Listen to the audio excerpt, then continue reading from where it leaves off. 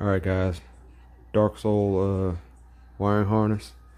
One side is your two steering servo inputs. Alright, over here you got your battery input coming off of the switch. You have another this is basically an output for the light that's included with it. Over here, this long one here, this is your throttle servo input. This long white one off of there goes to the receiver on channel 2. This white one by itself goes to channel 1 for steering. And then this power here is your input onto the receiver. Alright, hope that helps you.